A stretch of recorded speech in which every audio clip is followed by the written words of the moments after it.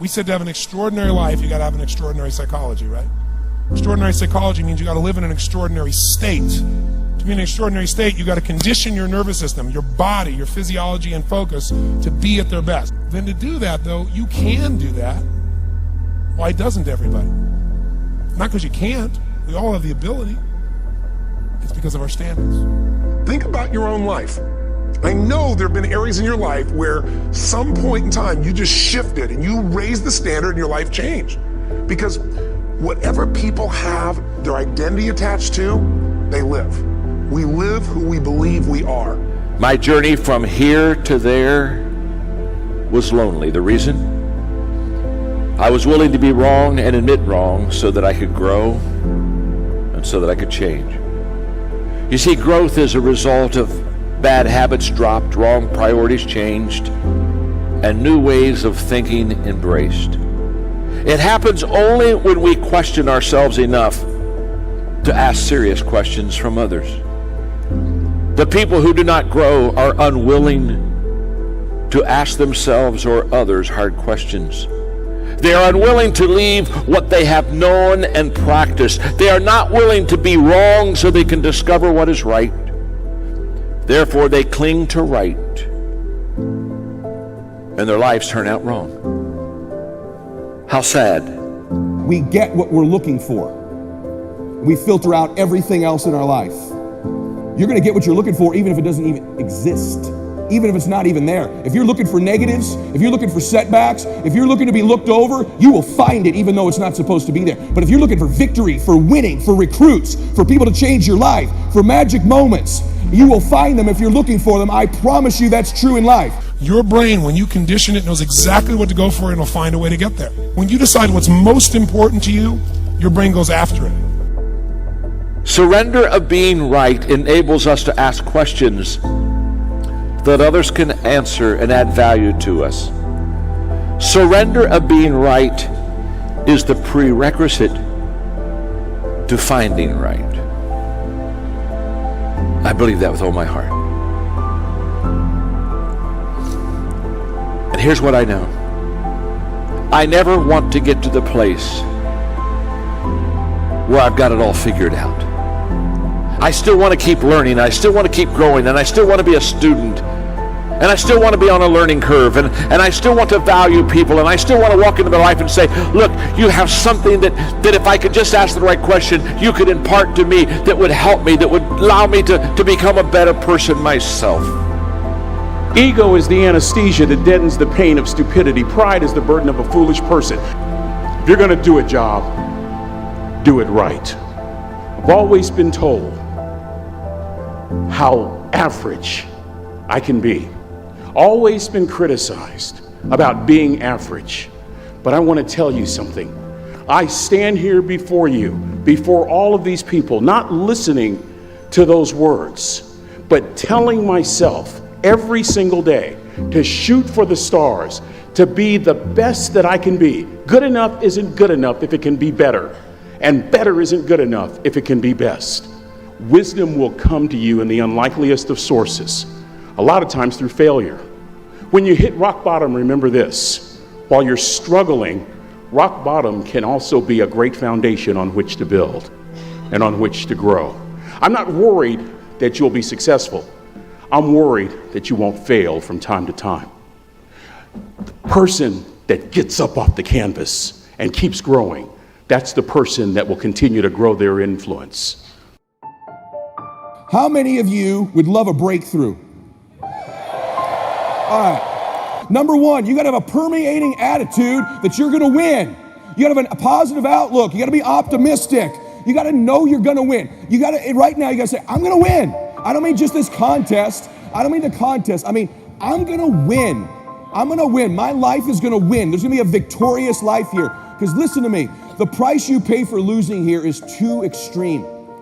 You have to carry the burden of failure the rest of your life. You carry that around with you if you fail here. The biggest thing that breaks my heart is you feel the spirit right now, and then when you get back, these dream stealers run into you, and they start to steal your dream, and you quit. You give up. You got to decide I'm going to win. You got to decide that the failure part of carrying failure. You've been exposed to what your life could be. If you fail here, the price is extreme. It's forever. You carry the failure forever. I'm being honest with you. I meet people oftentimes that say, I was in WFG, you really changed my life for this meeting, but. And they put their heads down. They've been carrying it. They carry it. They see these Facebooks and Instagrams and what we're doing. You got to know you're going to win. You got to sell out. Yeah, I'm telling you, you got to become a sellout. You need to sell out. You need to get obsessed. You got to get relentless. You got to be a road dog. You got to get intense. That's what you got to do. There's some dream stealers. You need to look out for these 4. I don't want them to happen to you. You ready? Say yes. Dream stealer number 1 that'll take you out of here. Lack of confidence or faith. Lack of belief. It'll steal your dream. You got to know you're going to win. You got to have some faith. These people sitting around you right now, they're whispering to you, you could do this. I believe it. Just like when you were a little boy. Just like when you were a little girl. They've always believed in you. They've always known you were going to do something special. They always knew you were great. You need to know it. You need to take that God that's sitting there with you and those precious souls that have passed, that have always believed in you, and you carry them with you everywhere. They're with you anyway. Acknowledge them. If you don't believe that, honor them. Honor God. Honor these people who believed in you with your magnificent life. Honor them. Don't give in to lack of belief, lack of confidence. Don't ever do that again. Don't do it in WFG or out of WFG. You were made to do something great. You're special. You were made in the image of God. Something awesome's supposed to happen for you. And those of you that have made something awesome happen, something even more awesome's supposed to happen for you. I would say for the last 45 years, we've told psychologists have been certainly to blame for this, at least in part. You're okay the way you are. That's what we tell young people. Oh, you're okay the way you are. It's like, and there's nothing worse than you can tell someone who's young than that, especially if they're miserable, and lots of them, well, if they're miserable and aimless, it's like, oh, I'm miserable and aimless, and sometimes I'm suicidal and I'm nihilistic and I don't have any direction in your life. In my life. It's like, well, you're okay the way you are. And it's like, they don't want to hear that. They want to hear, look, and you know this, you're useless. You know nothing. You haven't got started. You've got 60 years to put yourself together, and God only knows what you could become. And that message is so much more, it's so funny because it's such an attack, but it's so positive because there's faith there in the potential that makes up the person rather than the miserable actuality that happens to be manifesting itself at the moment. And young people respond extraordinarily well to that because, and you know that if you're a parent and you love your child, your son, your daughter, what you're trying to foster is the best in them. You want that to manifest itself across the course of their life. You want them to become continually more than they are, to see what they could be. And I think that's part of the great message of the West, is that's the ethical requirement of individual being in the proper sense, is to constantly note that you're not what you could be, to take responsibility for that, and to commit yourself, like body and soul, to the attainment of that ideal. So I have this thing that I've been promoting called No Whining Wednesdays. Wednesday, you cannot whine, complain, or criticize. And people are like, well, what is whining? Whatever you think it is, don't do it. And every time you do it, you have to put a quarter in a jar. If you whine about anything, I can't, I'm tired, why don't you, what have me? Every one of them will cost you a quarter. Or complaining, why do you always, how come you, they never, cost you a quarter. Then last week, I had people send me pictures of their jars of quarters. Oh my God. But what they said to me also was, this was wonderful, because I was never, ever aware of how much whining and complaining and criticizing I do. Now I've got mothers doing it with their children. So Wednesday is No Whining Wednesday. We need to practice that.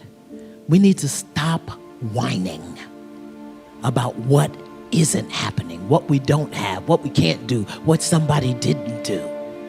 We got to get it clean in 2014. No whining, no complaining, no criticizing. I struggled all through school. The last time I took English class, I got a fail. And my English teacher said I was the weakest writer she ever met in her entire life. The last time I took a speech class, same year, I got a D- in speech, and my speech teacher said, Lisa, quote unquote, I recommend you never speak in public, that you get a desk job. So that was the beginning of my life. That was my 19-year-old experience. And then I go on and I'm trying to figure it out. I was obedient. I went and got a job in accounting. I was in the collection department for 7 years. Y'all don't know I'm dangerous to accounting. I'm just dangerous. And I'm in collections, and you know, you should never put a broke person in collections. Never, because everybody's reasons sound good to me. I know it sounds funny, but it was real. Not only did I say, girl, don't you worry about paying that, I'm gonna take your name off the list. Somebody went to jail because I was in I got fired from 5 different jobs. Yeah. And then I got pregnant with my son unexpectedly. And then at 8 months, my son's father went to prison. I had to get on government's assistance to have my baby. I was on WIC, Women, Infant, and Children, to feed my child. And when my son was 8 months old, I went to the ATM to get $20 out the bank because I didn't have any Pampers for him. And in order to get $20 out, you got that $20 in. I had $11.42. And I still can't tell the story without getting emotional because it's my story. Mm-hmm. For 2 days, I had to wrap my son in a towel. But something happened, Steve, in those 2 days. I was at rock bottom. I was broke and I was broken. Inglewood, California. My son laying on his back at 8 months. I have a towel over him and I have my hand on his stomach saying, don't you worry, Jaylani. Mommy will never be this broke again. And I made a decision. I was bankrupt in every stinking thinking I had. I was bankrupt in trying to protect my pride. I was bankrupt in trying to be all that in a bag of chips and a bowl of grits, falsified. Mm-hmm. I was bankrupt in trying to not ask anyone for help. I was bankrupt in everything that was holding me and keeping me where I was. I've always talked a good game, but I wasn't doing anything with my gift. And all that thing about potential, I was tired of having potential. I wanted to have my now. And I looked at that baby at 8 months and I said, I want to transform your life because you didn't ask to come into this chaos. Come on. As an African-American male child in South Central Los Angeles with a single mother whose father's in prison, he had a 66% chance of going to prison himself. Not on my watch. Not on my watch. So if I have to be willing to drastically transform myself so that I can become the woman that I know I can be. Right. And that's what I began to do. I was radical. What did you do, Lisa? What did you do to change your life? First, I realized I couldn't grow with people who were struggling like me. That whole, I don't want to leave nobody behind. No, I don't want to stay with y'all. Right. You don't even want to be here. Yeah. Like, I don't want to be the queen of this block. Yeah. And I became okay with the fact that it doesn't make me any less committed to my community, committed to my culture, committed to my family. The best thing I can do for you is not stay here with you. That's right. When I've got that, I went to places I'd never seen before. I went to conferences where people were talking about money, talking about prosperity, talking about, it was like, no habla español. What y'all talking about? ROIs and PPMs and term agreements and capital fundraising and bottom lines and what is it? I'm gonna stay until I learn what you're talking about. I went to the same conference 42 times. And there I raised $532,000 in capital for my company to start my dream. And my dream was to transform teen lives. I want to teach teens how to fall madly in love with themselves and how to make integrity-based decisions. And I got it funded and I started working. And that was the beginning of me rescuing myself. I realized that I am my rescue. No one else is my rescue. I am my rescue.